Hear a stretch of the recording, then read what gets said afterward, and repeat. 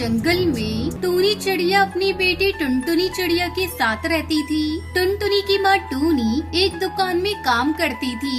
एक दिन जब वो काम से घर वापस आती है तो उसकी बेटी टुनटुनी उससे कहती है, माँ, आपने देखा हमारा घर कई जगह से टूट चुका है। इसकी मरम्मत करनी बहुत जरूरी है। अगर बारिश आ गई तो हमारा घर टूट जाएगा। मैं क्या करूं बेटा, मैं तो दिन भर काम में व्यस्त रहती हूँ। इस तरफ तो मेरा ध्यान ही नहीं गया। मैं कल ही मालिक से कुछ रुपए उधार मांग कर लाऊंगी और घर की मरम्मत करवाऊंगी। तो चिंता मत कर मेरी बेटी, तू अपनी पढ़ाई पर ध्यान दे। तब तक आप लोग कमेंट में बताएं 100 डिवाइडेड बाय 2 कितने होते हैं। अगले दिन टूनी अपने मालिक से कहती है, मालिक, मुझे कुछ रुपए उधार चाहिए। मेरा घर कई जगह से टूट गया है और उसकी मरम्मत करना बहुत जरूरी है। क्या उधार? मेरी दुकान पर उधार ना ग्राहक के लिए है ना तुम्हारे लिए, समझी? आगे से पैसे मांगने से पहले दूसरी नौकरी ढूंढ लेना। अब मैं क्या करूं? ये भुल्ला चील तो मुझे पैसे नहीं देगा। मैं कैसे अपने घर की मरम्मत करूं?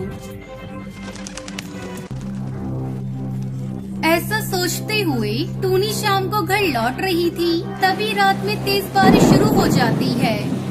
हाय राम, ये बारिश तो अभी से शुरू हो गई। मेरी टुनटुनी घर में अकेली है।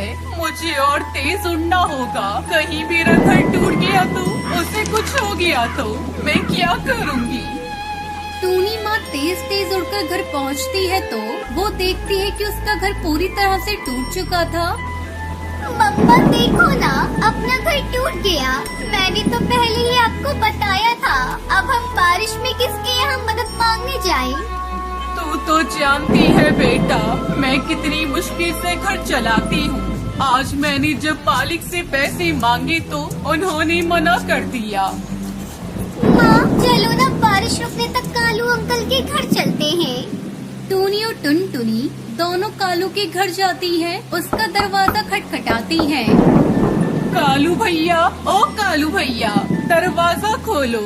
मेरा घर इस बारिश में टूट गया है, हमारी मदद करो। बारिश में मैं अपना दरवाजा नहीं खोलूंगा। तुम कहीं और जाओ, मेरा घर भी मजबूत नहीं है। तुम सबका वजन नहीं उठा पाएगा। कालू को अपना दरवाजा नहीं खोलता। बारिश में दोनों माँ बेटी भीग रही थी। माँ, बारिश बहुत तेज है। उस पेड़ की डाल की आड़ में हम छुप जाते हैं। दोनों माँ बेटी पेड़ की आड़ में बारिश से बचने लगती है। कुछ देर बाद बारिश रुक जाती है। माँ, बारिश तो रुक गई। चलो चलकर हम अपना घर बनाते हैं। तुझे तो पता है बेटा, मेरे पास तो पैसे नहीं है। मैं कैसे अपना घर बनाऊंगी? बिना पैसों के घर बनाना बहुत मुश्किल है। अब वो जमाना नहीं रहा जो तिनके बीने घोंसला बना लिया। माँ, अपना घर बिना पैसों से बनेगा। देख रही हो, सामने हरी हरी घास फूस पड़ी हुई है। हम अपना घर इन्हीं हरी हरी घास से बनाएंगे। टूनी को अपनी बेटी का आइडिया अच्छा लगता है। वो अपनी बेटी के साथ मिलकर घास से घर बनाती है।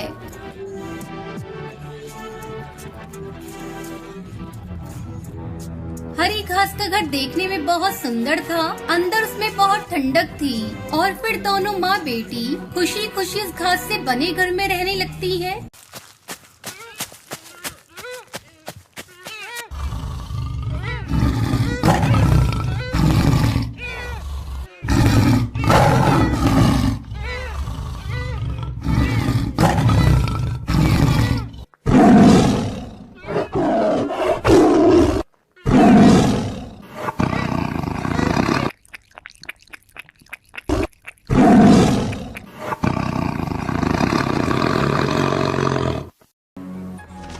एक जंगल में टुनटुनी चिड़िया अपने 2 बच्चों के साथ रहती थी। उसका पति कालू कौआ अपने खेत में आम की खेती करता था।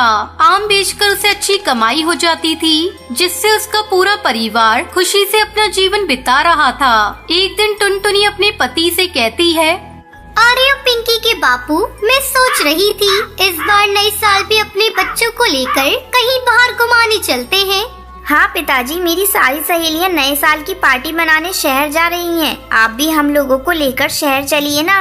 नहीं बेटा, तुम्हें पता है ना, शहर में महामारी फिर से फैलने लगी है। ऐसे में पार्टी करना ठीक नहीं। ऐसा करो, तुम लोग इस साल घर में रहकर ही नया साल मना लेना। तब तक आप लोग कमेंट पे बताएं 56 into 6 कितने होते हैं। कुछ दिन इसी तरह बीत जाते हैं। एक दिन कालू जब अपने खेत पर आम को तोड़ने के लिए जाता है तो देखता है कि उसकी सारी फसल बर्बाद हो चुकी थी। वो दुखी होकर घर लौटता है। उसे दुखी देखकर उसकी बेटी पूछती है, क्या बात है पिताजी, आज आप बहुत उदास लग रहे हैं। आज आप हमारे लिए मिठाइयाँ भी नहीं लाए। हाँ जी, आज ऐसी कौन सी बात हो गई? पहले कभी आपको इतना उदास और दुखी नहीं देखा। क्या बताऊं पिंकी की माँ, पता नहीं कैसे सारी फसल एक ही रात में बर्बाद हो गई। अगर मैं फसल को बाजार में नहीं बेचूंगा तो पैसे घर कैसे आएंगे? मैं अपने बच्चों के लिए कहाँ से नए साल का तोहफा ला कर दूंगा। आप चिंता क्यों करते हो जी? हम कल ही अपने खेत में जाकर सारे खराब पेड़ों को हटाकर उसकी जगह नए आम के पेड़ को लगाएंगे। जहाँ तक बच्चों की बात है तो हमारे दोनों बच्चे बहुत ही समझदार हैं। वो उपहार के लिए जिद नहीं करेंगे।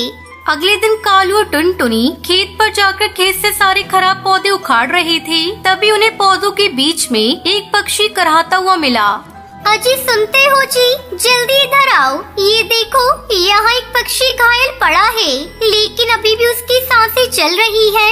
कालू और टुनटुनी दोनों उस पक्षी की देखभाल करने लगते हैं। थोड़ी देर बाद उस पक्षी की हालत में कुछ सुधार होता है और वो पक्षी एक परी में बदल जाती है। आप लोगों ने मेरी जान बचाई है। मैं अपने दुश्मनों से बचने के लिए आपके खेत में गई थी, लेकिन उन्होंने मुझे ढूंढकर मुझे घायल कर दिया। अगर आपने मेरी जान नहीं बचाई होती तो पता नहीं मैं कब तक यहाँ पड़ी रहती और मेरी मौत हो जाती। मेरे दुश्मनों ने मुझे ढूंढने के लिए आपका सारा आम का बगीचा बर्बाद कर दिया। आपने मेरी जान बचाई है, इसके लिए मैं आप लोगों को कुछ देना चाहती हूँ। ये लीजिए, मैं आपको आम के कुछ जादुई बीज दे रही हूँ, जिसे अपने खेत में डाल देना। टुनटुनी को बीज देकर वो परी वहाँ से गायब हो जाती है। दोनों पति पत्नी आम के बीज को अपने खेत में डाल देते हैं। अगले ही दिन उनके खेत में आम के पेड़ों पर सोने के आम आ जाते हैं, जिसे देखकर कालू और टुनटुनी बहुत खुश होते हैं। कालू आमों को सुनार को बेचने के लिए चला जाता है। इस तरह जादुई आमों की खेती करके कालू का पूरा परिवार खुशी खुशी नया साल मनाता है।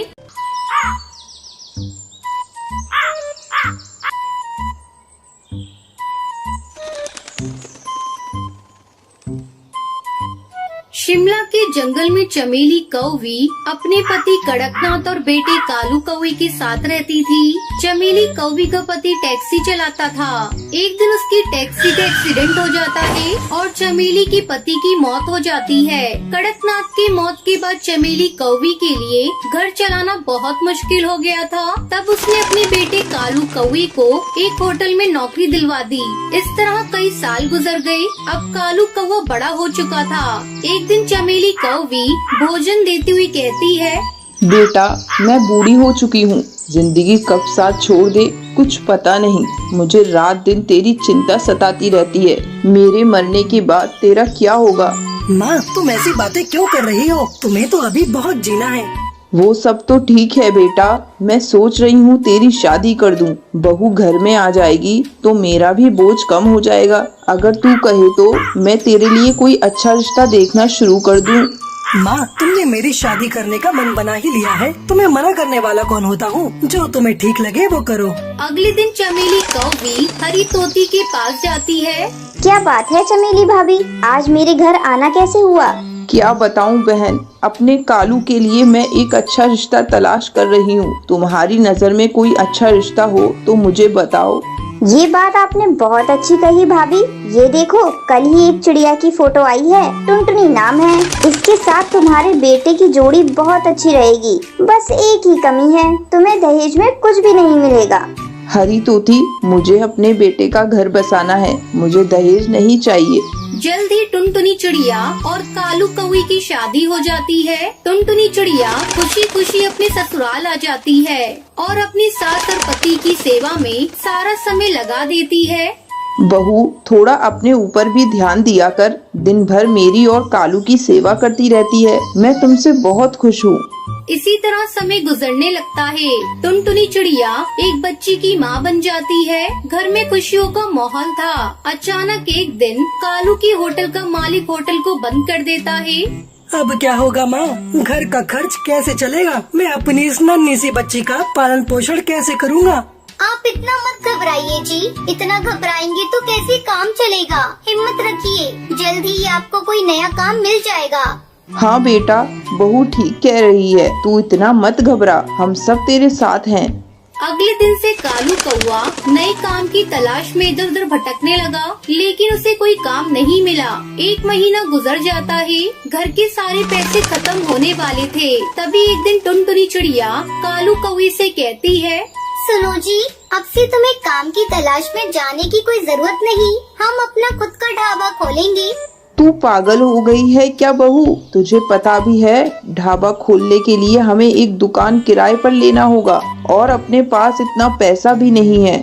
अरे माँ जी, ढाबा खोलने के लिए दुकान की कोई जरूरत नहीं। ससुर जी की टैक्सी है ना, बहुत दिनों से गोदाम में पड़ी है। कालू जी आप जाइए और जाकर उसकी मरम्मत करवा कर ले आइए। हम लोग टैक्सी में ढाबा खोलेंगे और जंगल में घूम घूम कर अपना बनाया हुआ भोजन सस्ते दाम पर जंगल की पक्षियों को खिलाएंगे।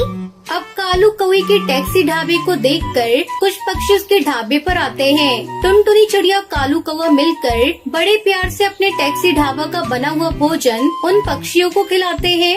इस तरह टुनटुनी चिड़िया और कालू कौवा मिलकर अपना ढाबा चलाने लगे और खुशी खुशी अपने परिवार के साथ रहने लगे।